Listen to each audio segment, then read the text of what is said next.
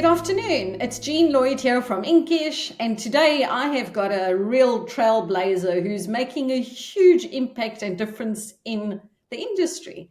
And her name is Riasha Naidu, and she is from Unistar Inks. So, welcome, Riasha. Hi, Jean. Thank you for having me.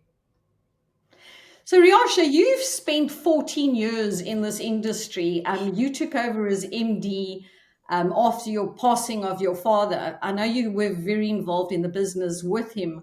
What has this transition meant personally for you and for the actual business? Okay, so I've been in the business for 14 years now, and the transition has been one that was and is still deeply personal. This role isn't just about business, and it never has been just about business. It's a family owned business. And now it's about carrying my father's legacy forward. He built Unistar on grit, on hard work, and passion for this industry. And now it's my responsibility to honor that whilst also writing the next chapter with my pen.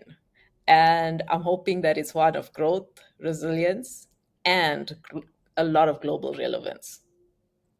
I love that. And obviously, for the conversations we've had, I can see that you've got such drive and determination. How has your father's vision guided your leadership? I think his values as a leader as well as as a father has shaped my leadership and has shaped the values in which I still carry forward. Such values are honesty, resilience, curiosity, and they still guide me. And I think it also guides this business. And with regards to what we sell and what we offer, he often used to tell us don't sell products, sell something that is going to solve problems. And that is what we still do. We don't just sell ink, we solve problems. And what markets do you focus on? I mean, you make inks for what specific segments of the market, and where do you focus mostly? Mostly on flexible packaging. So chips packets, bread bags, that's where we're mostly focusing in terms of product ranges as well as labels. And as of recent, we've also delved into specialty coatings such as haptics, soft touch, paper-like feel. So we're also doing a lot of work there as well. So I love the fact that if I look at the segments you're focusing, because that is a huge and a fast growing market, and I'm sure you're seeing that in the industry at the moment. So that's exciting. Yeah, it is. We're definitely seeing it. And I mean, you're obviously a small company and you're competing globally.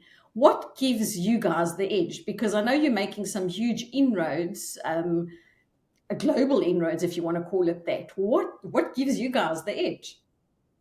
Um, our edge is agility. So we don't have layers of red tape. So when a customer has a challenge, we respond almost immediately. And we don't like to call ourselves just a supplier. We like to be known as also the converter's partner. And because we are proudly South African, we understand how to adapt to many of the challenges which the converters face. And we are able to respond and put through cost-effective solutions then and now. So I think that sense of agility is what truly drives us, and that's our edge. And I was smiling because I saw and I read and listened to a couple of articles where you've spoken on before, and your ink chemistry is clearly your passion, and that drives you. What is the scientific side of the ink formulation that's key to Unistar's value? Okay, so ink is pure chemistry. From the viscosity, the adhesion, the resistance, it's science. And that can make or break any print run. And my years in the lab taught me to respect that. We don't just sell an off the shelf formulation. Every single customer has their own special ink formulations, and we create experiment and design inks that can solve real world challenges. I want to come and spend more time and discuss this in further detail. I know we don't have lots of time because we're on video here, but I'd love to come and discuss this and get an education from you. So I'll definitely make a plan to come to your plant and hopefully we can video you and we can discuss in more detail this ink chemistry that you guys have got. And I know it's one of your key differentiators, certain things that you guys do.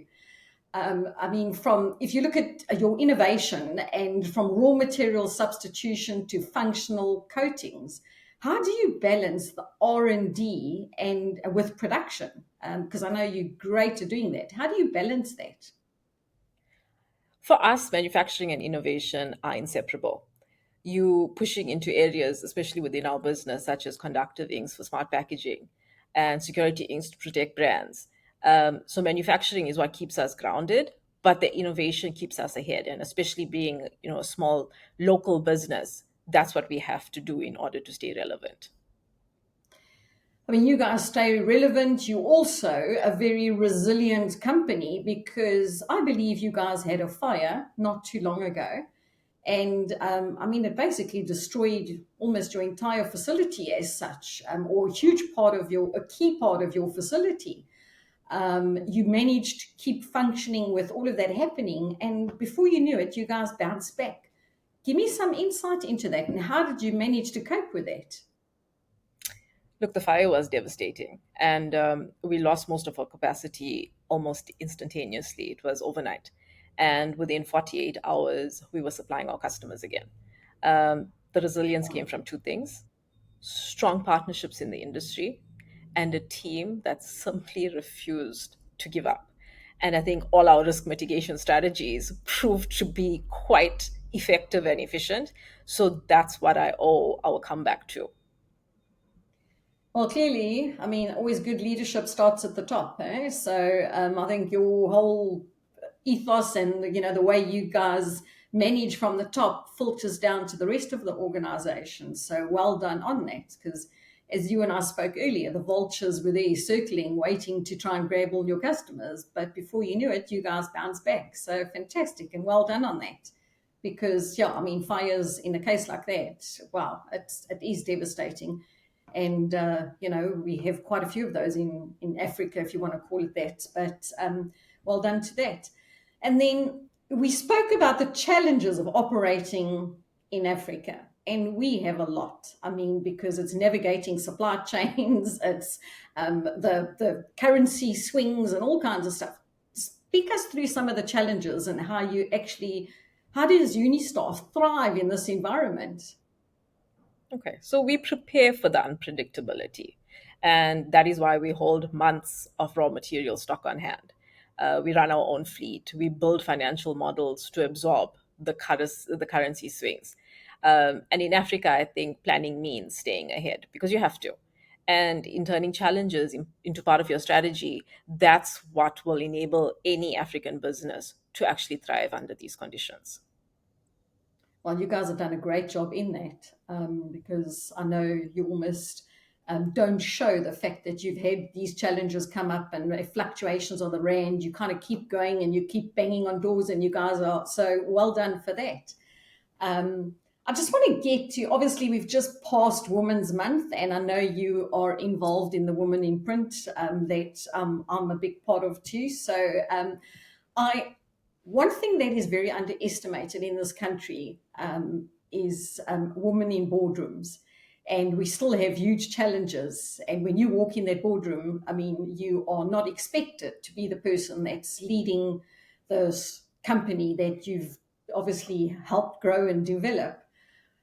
What advice can you give to other young women and even younger gentlemen that are coming into the industry? What advice can you give? Because I mean, you've made great inroads. You know your place, and you go in there and you own it. And I love that about you because so many youngsters can learn from you and what you do.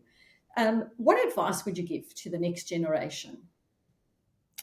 Look, I've been underestimated in boardrooms, and you know what? It's okay. My advice to the youngsters, not just the females, to the youngsters is don't shrink yourself. Build your Love. knowledge, back yourself, and let your results speak. because leadership isn't about being perfect. It's about being authentic and being brave enough to show up. Love that. And it's such good advice because, I think that's one of the big challenges that I've always seen. And I mean, obviously, you a nice young lady. I've been doing this for many, many years. And when women enter the boardroom, a lot of them do take a back seat and shrink themselves. So I love what you say because you've basically got to lean forward and own it because that's what we have to do. So well done on that. I mean, okay, so that gets us more or less to the end of our session, but I've got one more question for you because I want to come and see your setup and see where you guys are going because I'm excited to hear and learn more about it. So give me an insight into your future vision. I mean, what is next for Unistar, both locally and globally, because you're definitely making inroads. Look, definitely. I see Unistar Inc. as a homegrown South African brand with global reach. And locally, we'll continue being the trusted partner for converters. We'll provide solutions that meet the world's demand for smart and sustainable packaging. And it's about proving that this South African innovation can shape global trends. Love that. Awesome.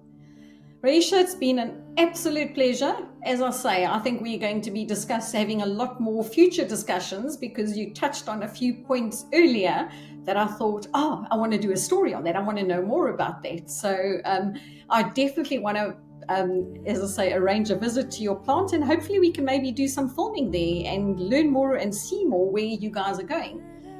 We have got a global reach with our videos, so I will put some contact details on the video so at least people can get in touch or get, go into your website and actually learn and see a lot more of what you guys are doing. So thank you so much for your time, and I'm going to enjoy following this journey. Thank you, Jean. I really appreciate it.